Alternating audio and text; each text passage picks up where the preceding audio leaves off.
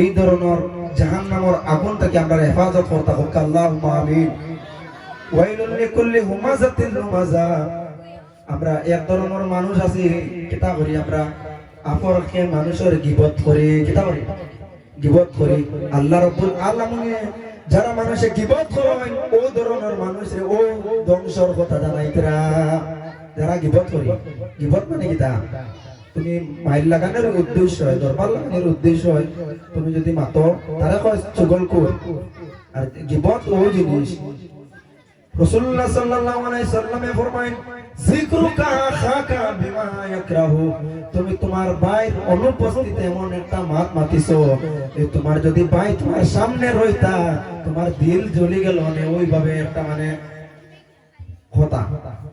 তুমি এমন একজন মানুষের মাত মাতিলাই তাই সামনে নাই কিন্তু না পড়ে মাথা মাতিতা চায় 200 গুণ। আর তাই নিকান যদি সামনে রইতা তাই দিল জ্বালাই লিলাই গেলা ডেঞ্জারাস এক মাত। ও মাত্রে কিতা হয় গীবত। গীবত এমন ভয়ঙ্কর জিনিস। রাসূলুল্লাহ সাল্লাল্লাহু আলাইহি সাল্লাম যখন মেরাজের মধ্যে গেছলা তখন জাহান্নাম জান্নাত সব কিছু দেখি আইছো। জাহান্নামের মধ্যে দেখছো তামার মুখ, তার লম্বা লম্বা মুখ, তারা কিতা করতা শরীর খালি আশ্রয়তরা কিতা করতা আশ্রিতরা শরীরের মধ্যে। নবী করিম সাল্লাল্লাহু আলাইহি সাল্লামে কইলা ভাই জিবরাইল এটা ই ঘটনা কেনে ঘটরা। ও জিবরাইল আমারে কওসাইন। জিবরাইল আলাইহিস সালামে কইলা দুনিয়ার জমিনের মধ্যে ও মানুষে কিতা করত গীবত করত নাউযুবিল্লাহ। তাই নবীজি তো দুজক দেখে আইছেন এবং বেহেশত দেখে আইছেন, দুজক খার খার শাস্তি চলে এটাও দেখে আইছেন। তাইলে বোঝা যায় যারা মানুষে গীবত করেন এটার শাস্তি এখানে হয়, জাহান্নামের মধ্যে তার শাস্তি হয়। ও ধরনের ব্যক্তিরা আল্লাহ এটা ধ্বংস, আল্লাহ রাব্বুল আলামিন তার ধ্বংসের কথা জানাইয়া দেয়। এবং চুগলখোর ওয়াইলুল লিকুল্লি হুমাযাতিল লুমাযার মধ্যে সারা মাথা মারিয়া চুগলখোর ও মানুষ দুই মানুষের মাঝখানে যারা দরবার লাগাইবার উদ্দেশ্য যারা মাতে আসি না আমরা তার সামনে করলে মাতিম আমরা অমুকে ওলা ওলা হইছে, অমুকের সামনে ওলা অমুকে ওলা ওলা মাতিছে, আসলে উদ্দেশ্য তার হে দরবার লাগাইতো। ও ধরনের উদ্দেশ্য যে তার মানুষের হলোর থাকবো তারা কিতা আল্লাহ তারারে ধ্বংসের কথা জানাইয়া দেন। গীবত এমন এক বড় গুনাহ। একদিন সাহাবায়ে একরাম রাসূলুল্লাহর লইয়া নবীজি রাস্তার দিকে হাঁটি হাঁটি যাইতরা, হঠাৎ দেখেন কবরের মধ্যে আযাব চলে। কিতা চলে? আযাব চলে। এরপরে নবীজি বর্ণনা করতরা তার কবরের মধ্যে আযাব চলে ও কারণে বড় বড় কোন গুনার কারণে না।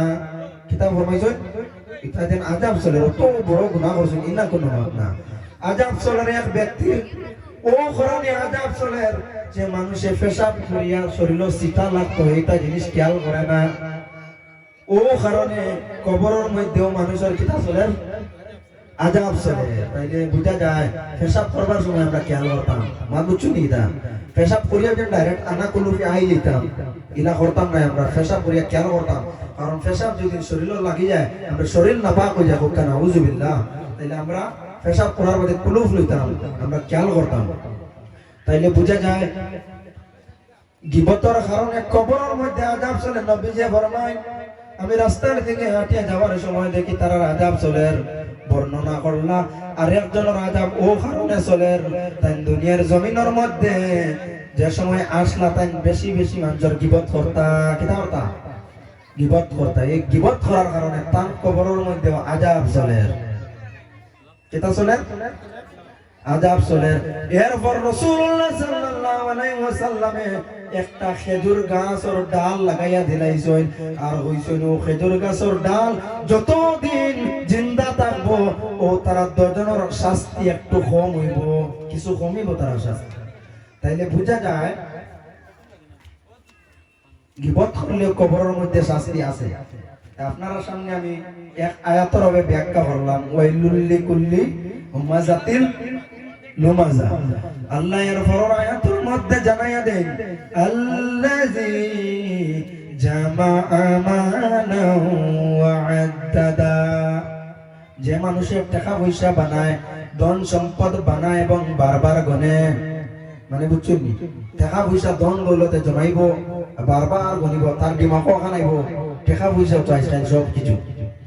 হে মনে করবো এই টাকা পয়সা ইয়া হিসাবু আন্না মালাহু আখলাদা সে মনে করবো এই টাকা পয়সা তারা চিরস্থায়ী করবো। হে মনে করবো এই টাকা পয়সা রইলে তো আমি ঘর দুয়ার বানাইমু, জায়গা জমিন লইমু, বিল্ডিং বানাইম। ওলা মানে আমরা মানুষের মনে হয় না টাকা তো তাহলে আয় না। ওলা জায়গায় মনে করবো ইয়া সাগুয়ান্না মালাহু আখলাদা, যে কইব এই টাকা আমার চিরস্থায়ী বানাই লইব। ইয়া সাগুয়ান্না মালাহু আখলাদা, এই টাকা পয়সা যদি আমার চিরস্থায়ী বানাই লইব আমরার মনে হয়ে যায়। আল্লাহ রাব্বুল আলামিনে এর পরের আয়াতের মধ্যে ফরমায়